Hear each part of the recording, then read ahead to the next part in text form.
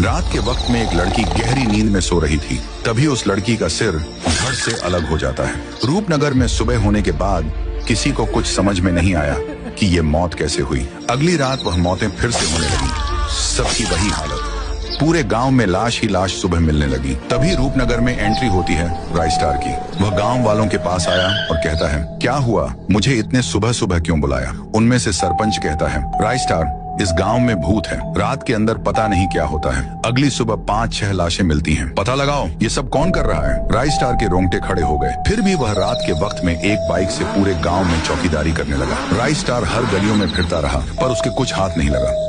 अगली सुबह भी मौतों का आंकड़ा कम नहीं हुआ, लाशें फिर मिलने लगी। राइस्टार आग बबूला हुआ, ऐसे कैसे हो सकता? रात को तो मैंने अच्छे से चौकीदारी की थी। लगता है ये काम किसी भूत का नहीं बल्कि गांव के किसी इंसान का ही हो सकता है। राइस्टार जब जा रहा था उस घर में एक झाड़ू उसे दिखती है। राइस्टार ज्यादा ध्यान न देकर जा रहा था कि उसे झाड़ू मारने की आवाज आती है। राइस्टार वहां जाकर देखता है तो एक गरीब सा दिखने वाला आदमी झाड़ू मार रहा था। उसी टाइम राइस्टार अपना दिमाग दौड़ाता है, अरे वैसे ही झाड़ू तो मैंने वारदात के जगह पर देखी थी, वह पुरानी है, और जो इसके पास झाड़ू है वह तो नई है, पर इसकी पुरानी झाड़ू वारदात के जगह पर क्या कर रही थी? राइस्टार का शक इसी आदमी पर जा रहा था। रात के करीब 1 बजे राइस्टार देखता है कि वही आदमी कहीं तो जा रहा था। राइस्टार उसका पीछा करता है। वह आदमी हाथ में कुल्हाड़ी लेकर एक घर में घुसता है। वहाँ सोते हुए आदमी का सिर धड़ से अलग करने ही वाला था कि एक आवाज आई, रुको, उसे मत मारना वरना पूरे गांव वालों को जगा दूंगा। उसके बाद तेरी हालत क्या होगी तू जानता ही है, चल बता। राइस्टार हाथ में तलवार ले लेता है। वह आदमी तलवार और गांव वालों के डर से वह रोते हुए मारने का कारण बताता है। मेरा नाम बाबूलाल है। 1 साल पहले मैंने पत्नी और बेटी को अलविदा कहकर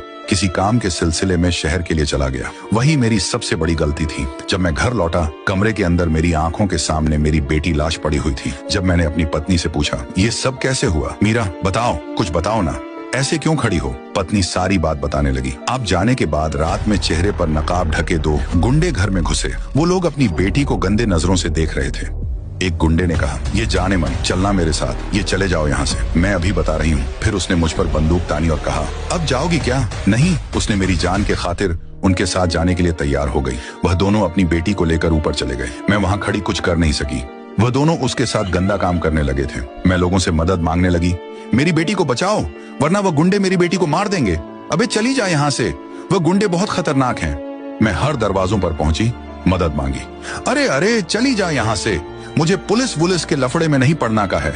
किसी ने मदद नहीं की। पुलिस वालों ने भी हाथ खड़े कर दिए। तब से ही मैंने ठान लिया, मैं शपथ खाता हूँ इन गांव में रात को कोई भी चैन से नहीं जिएगा।